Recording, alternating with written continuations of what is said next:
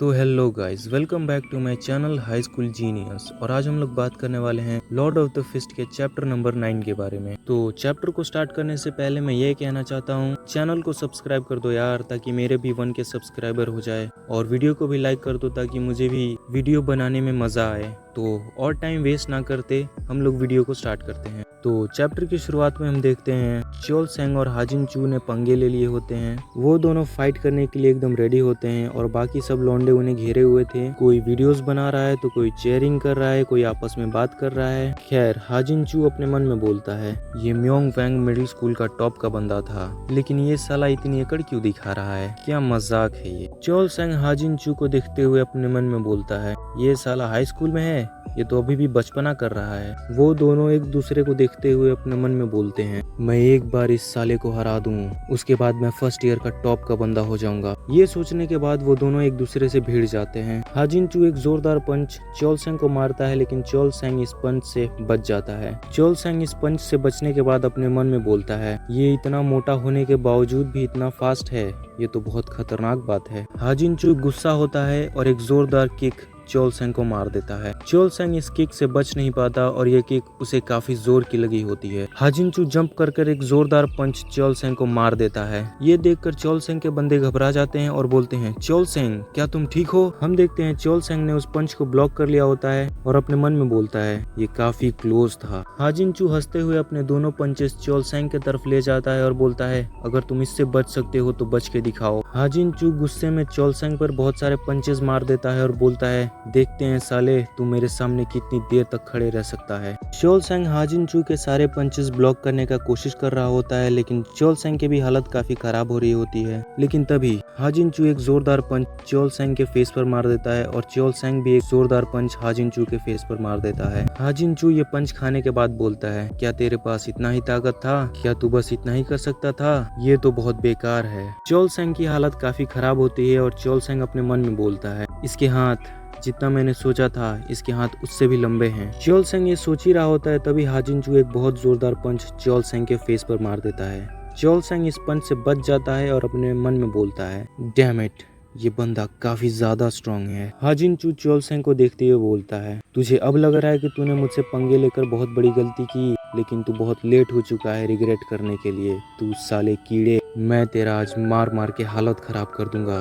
ये बोलकर हाजिन चू वापस से च्योल सेंग पर काफी सारे पंचेस मार देता है, जिनमें से कोई भी पंचेस च्योल सेंग को नहीं पड़ती, क्योंकि उनमें से काफी सारे पंचेस च्योल सेंग डॉज कर लेता है और काफी सारे पंचेस ब्लॉक कर लेता है। लेकिन हाजिन चू गुस्से में एक बहुत जोरदार पंच च्योल सेंग पर मार देता है, जिससे च्योल सेंग बच जाता है और अपने मन में बोलता है, ये साला ऐसे ही जानवर की तरह अटैक कर रहा है क्योंकि ये बहुत गुस्से में है, लेकिन ये जानवर की तरह अटैक कर रहा है इसकी वजह से ये काफी ज्यादा थक गया है और इसके वजह से इसके पंचेस अब सही जगह पे नहीं लग रहे हैं। और ये बंदा मुझे उस फाइट की याद दिला रहा है जिसमें मैं काफी बुरे तरीके से हार गया था, क्योंकि उसमें भी मैंने यही गलती की थी। च्योल सेंग अपनी आंखें बंद करता है और खुद को शांत करता है। हम देखते हैं हाजिन चू के हाथों को, जिसपे काफी सारे कट्स लग गए थे और इसके हाथ अब धीरे धीरे कांप रहे थे। च्योल सेंग हाजिन चू से बोलता है, क्या हुआ? तुमने तो मुझसे कहा था कि तुम मुझे मार मार कर हालत खराब करोगे। च्योल सेंग बोलता है, क्या हुआ? तुमने तो मुझसे कहा था कि तुम मार मार कर मेरा हालत खराब करोगे। तुम तो गुस्से में सारे पंचेस फेंस पर मार रहे थे।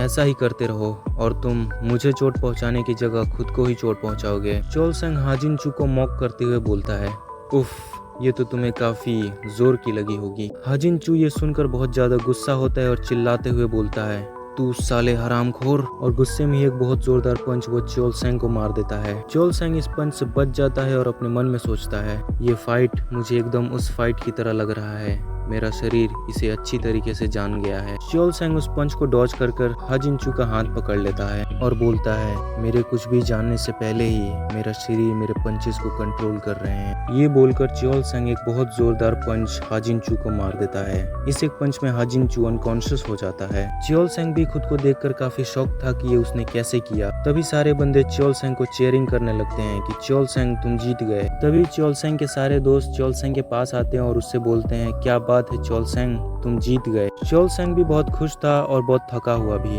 लेकिन तभी वो अपने दोस्तों से पीछे हटता है और बोलता है सीनियर। उसके दोस्त चोलसेंग से बोलते हैं दोस्त ये तुम क्या कर रहे हो, लेकिन चोलसेंग यूजे को खोज रहा होता है और बोलता है यूजे सीनियर आप कहाँ हो। सीन चेंज होता है, हम देखते हैं कैफेटेरिया का सीन जिसमें योनजुन और यूजे बैठकर खाना खा रहे होते हैं। वो दोनों आपस में बातें कर रहे होते हैं। योनजुन काफी सरप्राइज होकर बोलता है म्योंग वैंग। यूजे उसे समझाते हुए बोलता है हाँ वो फर्स्ट ईयर का लड़का मुझे इस टॉपिक में ही कुछ कह रहा था और मैंने ये भी सुना है कि बाकी सब भी इसके बारे में बातें करते हैं, आखिरकार ये है क्या। योनजुन उसे समझाता है म्योंग वैंग का मतलब जितने भी हाई स्कूल हैं उनमें से सबसे स्ट्रॉन्गेस्ट पर्सन होना। म्योंग वैंग का टाइटल का ओरिजिन हमारे स्कूल म्योंग वैंग हाई स्कूल से ही हुआ है। तुम यहाँ रहते हो तो तुम्हें तो ये पता ही होगा यहाँ की सबसे खतरनाक गैंग कुमो, उस बंदे का नाम गुक क्योंग हा था जिसने अकेले ही पूरे के पूरे कुमो गैंग को हरा दिया था और वो हमारे ही स्कूल से था। लेकिन एक दिन अचानक पता नहीं क्यों लेकिन वो किसी मिस्टीरियस तरीके से गायब हो गया और उसके ही लेजेंडरी एक्ट को ऑनर करने के लिए म्योंग वैंग टाइटल का जन्म हुआ। लेकिन समय के साथ ये ऑनर के लिए नहीं, ये लोगों के बीच में इसलिए फेमस हो गया कि कौन किससे ज्यादा ताकतवर है। इसके वजह से सारे स्कूल के लड़के एक दूसरे से लड़ने लगे और एक दूसरे के दुश्मन हो गए क्योंकि हर किसी को म्योंग वैंग बनना था। यूजे इस कहानी को सुनकर काफी बोर हो रहा होता है और बोलता है ये तो काफी बड़ी बात है, लेकिन क्या ये केवल इसीलिए है क्योंकि ये दिखा सके कि कौन स्ट्रॉन्गेस्ट है। योनजुन उसका रिप्लाई देता है और बोलता है नहीं, इसका तो अभी इम्पोर्टेंट पार्ट मैंने तुम्हें बताया ही नहीं। योनजुन यूजे को समझाता है म्योंग वैंग सबसे स्ट्रॉन्गेस्ट बंदे को मिलने वाला बस एक टाइटल ही नहीं, म्योंग वैंग बनने से तुम्हें बहुत सारे पावर्स भी मिलते हैं। म्योंग वैंग का टाइटल सबसे स्ट्रॉन्गेस्ट को दर्शाता है और इस टाइटल को होल्ड करने वाला बंदा रीजन के सारे स्टूडेंट्स को कंट्रोल कर सकता है, उन्हें ऑर्डर दे सकता है। जानते हो म्योंग वैंग का एक्सरसाइज अथॉरिटी कौन है?